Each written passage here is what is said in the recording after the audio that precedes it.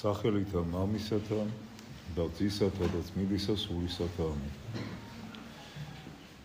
ვაგრძელებთ თხრობას წმინდა მღვდელმთავრის თეოფანე დაყუდებულის სიტყვისა, რომელიც საკმაოდ ვრცელია, ამიტომ რამოდენიმე ნაწილად დავხავით და დღეს დავასრულებთ მეორე ნაწილს ამ ღირსულიერი შთამაგონებელი სიტყვისა წმინდა მღვდელმთავრისა.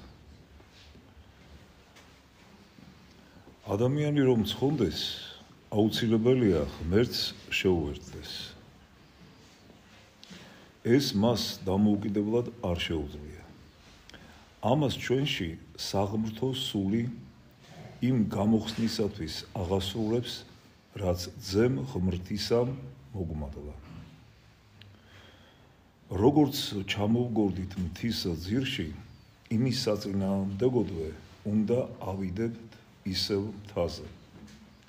როგორც შემოვიდა სნეულება, იმის საწინააღმდეგო მოქმედებით არის შესაძლებელი მისი გაძევება. განვეშორეთ ღმერთს, საჭიროა შეუერთდეთ მას. დავშორდით, რადგან ეჭვი შევიტანეთ ღმრთის სიტყვაში. საჭიროა ამ სიტყვისადმი სრული რწმენა. აღვადგინოთ და არ დაუჯერეთ რა ღმერთს და დავკარგეთ რწმენა ღმრთისა, მივიღეთ დამღუპველი გადაწყვეტილება. მაშ მე თვითონ. საჭიროა მოვსპოთ ეს მე თვითონ. როცა წარმოიშვა ეს დამღუპველი მე თვითონ, ჩვენმა სულმა დაკარგა მისთვის ნიშანდობლივი ძალა, რომ ყოფილიყო სამშვინველისა და სხეულის მბრძანებელი და პირიქით თვით მოექცა მათი ხელმწიფების უღელქვეშ. საჭიროა სულის ეს ძალაუფლება აღვადგინოთ. როცა სულის ძალაუფლება მოისპო, სამშვინველისა და ხორცის მოთხოვნილებები განიყო, გაიფანტა და მიიქცა სხვადასხვა მიმართულებით და ჩვენს სულებში არეულობა წარმოშვა. საჭიროა ეს მოთხოვნილებები კვლავ მოვიყვანოთ ერთობაში და დავადგინოთ მათ წესში ურთიერთ დაქვემდებარება. დამღუპველ მე თვითონთან ერთად ჩვენი ცხოვრების სფეროში შემოაღწია ვნებების ხროვა, რომელიც ველური მხეცების მსგავსად გვგლეჯს. საჭიროა ეს ვნებები გავდევნოთ. ხედავთ, რამდენი რამ არის საჭირო უკვე ამ საჭიროებების სიმრავლითა და მნიშვნელოვანებით. შეგიძლიათ დაასკვნათ, რომ ჩვენ თვითონ დამოუკიდებლად ვერაფერს მოუხერხებთ ამ ერთადერთ, თუმცაღა ჩვენთვის აუცილებელ საქმეს. აღდგეს ჩვენში ყოველივე თავდაპირველი წესრიგით. განსაკუთრებით კი არ უნდა გქონდეს იმედი, რომ ჩვენს ამ უმთავრეს საქმეს თვითონ მოვაგვარებთ, რადგან მისი პირველი პუნქტი სახელდობრ ღმერთთან შეერთება, რომლის დადგენის გარეშეც უაზრობაა სხვა საქმეები წამოვიწყოთ, ყოვლად შეუძლებელია იყოს ჩვენს ხელმწიფებაში. ჩვენ შეგვიძლია ვისურვოთ ის და ვეძიოთ, მაგრამ მისი აღსრულება ჩვენ ხელთ არ არის. ვის შეუძლია შეაღწიოს საღვთო განგებულების სფეროში, ანდა გზა თვითონ გაიკვლიოს მისკენ. ვის აქვს ძალა გამოართვას ღმერთს ის, რაც სურს, მით უმეტეს აიძულოს ღმერთი, რომ ის ჩვენში იყოს, რათა ჩვენც ვიყოთ მასში. განსაკუთრებით კი მას შემდეგ, რაც ეს ყოველივე უკვე გქონდა მოცემული, მაგრამ მოძულებულ იქნა ღმრთის ხატება, უნდობლობით დაკნინდა და მისი ძალაუფლება თვითნებობით გაითელა. ამბობ, მოვინანიებ და ვნანობ, მაგრამ შენი საქმე არ არის წამოაყენო პირობები. შეიძლება სინანულიც საქმეთ ჩაითვალოს, მაგრამ როცა თვითონ ღმერთი გადაწყვეტს ამას და დათანხმდება, რომ მიიღოს, ხოლო თავისთავად დამოუკიდებლად რა არის ის? დაშავდი და გტკივა, ეს არის და ეს. ასია ღმერთთან შეერთება ჩვენს ხელმწიფებაში არ არის. ვერც პირობებს, ვერც ხერხს, რაიმე ღონისძიებას, ამისი აღსრულებისათვის საჭიროს და ვერც ვერაფერს სხვას ამასთან დაკავშირებულს ჩვენ ვერ გამსაზღვრა. ეს ჩვენს ხელთ არ არის. თუმცა ნახეთ ეს როგორ მნიშვნელოვანია. შეუერთდები და ყოველივე სხვა თავისთავად მოგვარდება. სული მაშინვე შეიძენს ძალას. დაიქვემდებარებს სამშვიდობოსაც და ხორცსაც.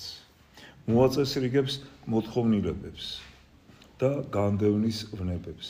მაგრამ ეს თავისთავად როგორ მოხდება? ჩემი ამ საუბრის მიზანია გაგაგებინოთ, რომ არ არის საჭირო თავის მტვრება იმის გასარკვევად თუ როგორ შეუერთდეთ ღმერთს.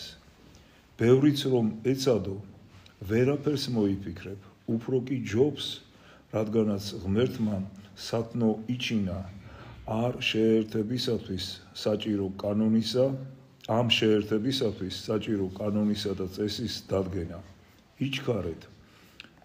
იჩქარე მისი მიღება სრული რწმენით და გამოიყენე ხურვალე მადლიერება და მადლობა გასწმოყვარე ღმერთისადმი, რომ ამისათვის ყველაფერი უკვე გაკეთებულია და დადგენილ განმარტებულია.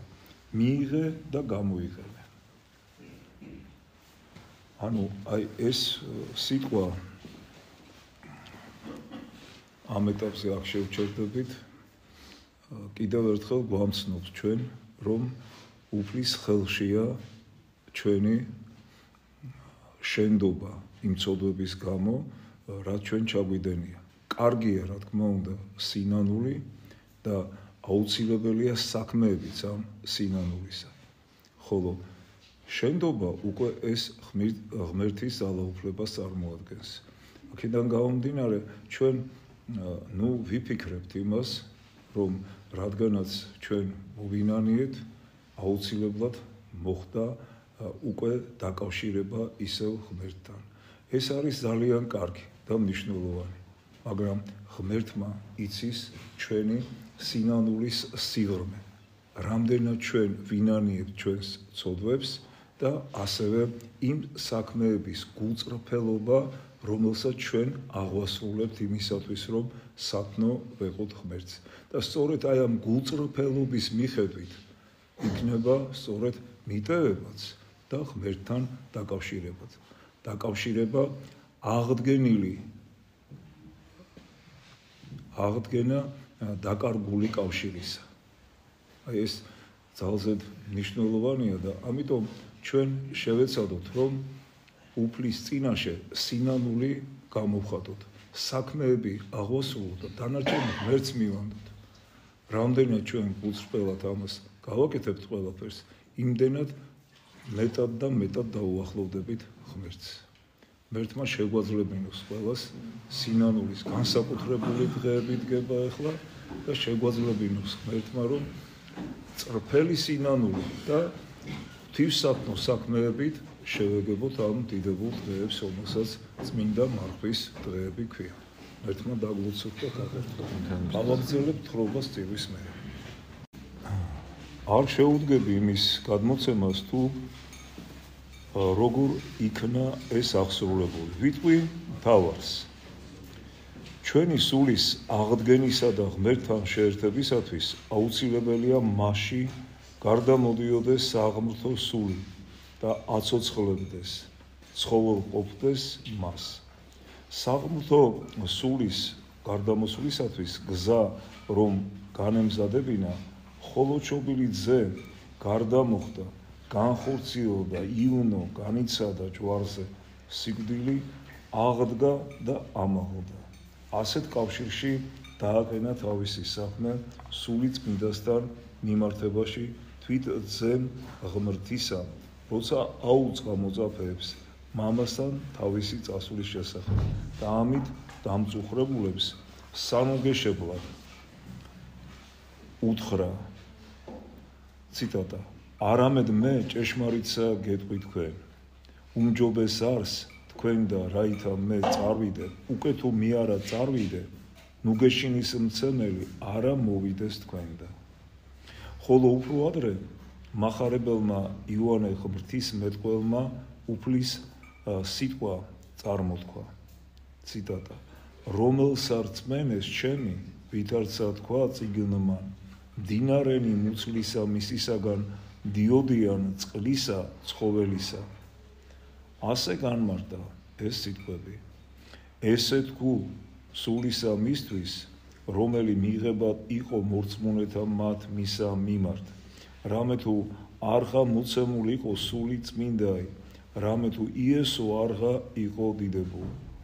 საჭირო იყო რომ ძე ღმრთისა, რომელმაც ხორცშესხმითა და ვნებით თავი დაიმდაბლა, განდიდებულიყო, რათა მათში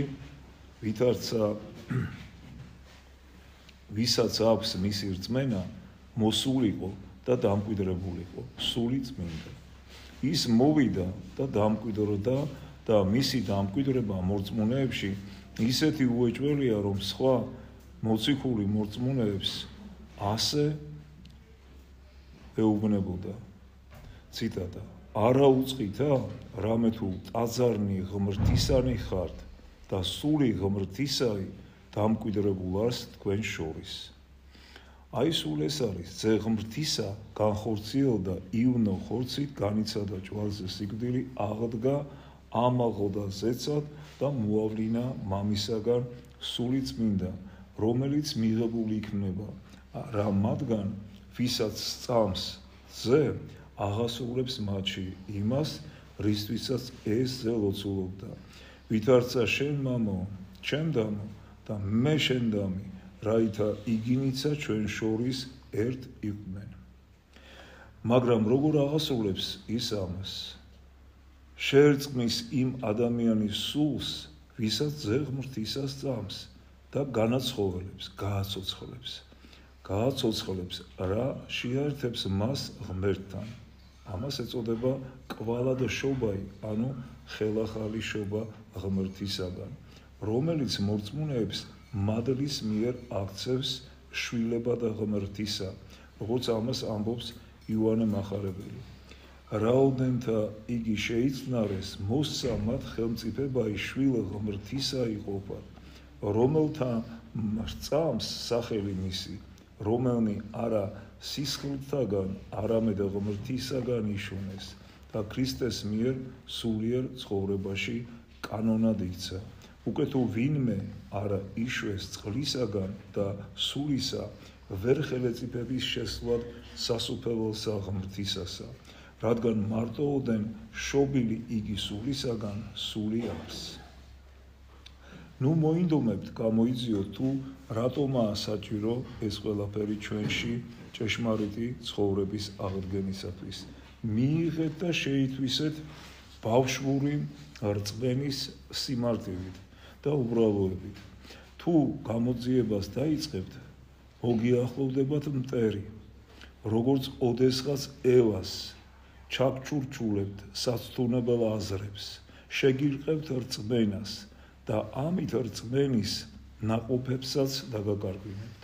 როგორც მაშინ იყო გაუგებარი, თუ როგორ შეიძლებოდა ნაყოფის გემოს ხილვას მოჰყოლოდეს ასეთი შედეგები, ანუ 60-დან განდევნა. თუმცა ეს შედეგები სწორედ ამ გემოს ხილვიდან მომდინარეობს. ასევე ახლაც გაუგებარია, რისთვის უნდა განხორციელებულიყო ღმერთი, ევნო და შემდეგ ამაღლებულიყო ზეგარდამოევლინა სული ჩვენი აღდგენისათვის და მიუხედავად ამისა, სწორედ ამგვარი განგებულების გულწრფელი რწმენაზეა დამოკიდებული ჩვენი აღდგენა, განახლება და ყველა, ვინც ამ ყველაფერს რწმენით იღებდა და იღებს, აღდგებიან, ანუ განახლდებიან. მას ნუ გამოეძიებთ ღმერთის განგებულებას და მეც ამის შესახებ არაფერს გეტყვი, თუმცა ჩვეულებრივ ამას გარკვეული ახსნა აქვს. მე მხოლოდ ცოტას ვიტყვი იმის შესახებ, თუ რას აკეთებს ჩვენში სული წმინდა, როცა ჩვენი სულის აღდგენისათვის მოქმედებს, მაგრამ მოიცადეთ, სანამ მომდევნო წერილს მოგწერდეთ. ასე მიმართავს იგი თავის სულიერ შვილებს და ასე მოგმართავს ჩვენს თითოეულ ჩვენთაგანს, რომელიც დღეს მის სიტყვას ვისმენთ. ასე რომ გამოვეძიეთ იმას, რაც ჩვენი გონებისათვის, საერთოდ ადამიანის გონებისათვის არის მიუცდომელი. რწმენით მივიღოთ იგი. ხედავთ, როგორი შედარება მოიყვანა. ადამმა და ევამაც იფიქრეს, რა მოხდება მე, რომ ხისაგან, ცნობადისა, ბოროტისა და კეთილისა მივიღოთ ნაყოფი. ასე შთააგონა მათ ეშმაკმა. რა მოხდება? არა უშავს. შენ თვითონ მიიღეს გადაწყვეტილება და მიიღეს ეს გადაწყვეტილება და დაკარგეს სამოთხე. ასე რომ ჩვენს ვიფიქრებთ იმას, რომ ჩავწვდეთ ბოლომდე ღვთის განგებულებას, რაც მოცემულია ჩვენთვის და მნიშვნელოვანია, რაც ეკლესიამ გვასწავლა სულის ხონებისათვის. აღსარება, ზიარება, ლოცვა, მარხვა და კეთილი საქმეები, ღვთისთვის სათნო საქმეები გულწრფელად აღვასრულოთ. და მაშინ თუ როდის მოვა ჩვენში სული წმინდა და დაგვაკავშირებს ღმერთს, ამაზე ვიფიქრებთ. ეს თავისთავად მოხდება, ისე რომ ჩვენ შეიძლება ვერც კი გავიგოთ ეს. ერთი რამ ვიცოდეთ და გვახსოვდეს, როცა ადამიანი გულწრფელად ინანიებს, ამბობს აღსარებას, მასზე უხილავად გადმოდის სული წმინდის მადლობა. ასევე როცა ადამიანი ღირსეულად ეზიარება, ღირსეულად ვგულისხმობ იმას, რომ ძიმე ცოდვებით არ არის დამძიმებული და აღსარებით განწმენდილია, ლოცვებით განწმენდილია, ასე მიახლება წმინდა ზიარებას, ასევე უხილავად მასზე გადმოდის სული წმინდის მადლი. აი ეს ფაქტია, ეს ცნობილია, ეს არის ეკლესიის სწავლება და ამას მივყვეთ, რათა ვცხოვრდეთ და გადავრჩეთ. ერთმან დაგლოცოთ და გაყვანოთ.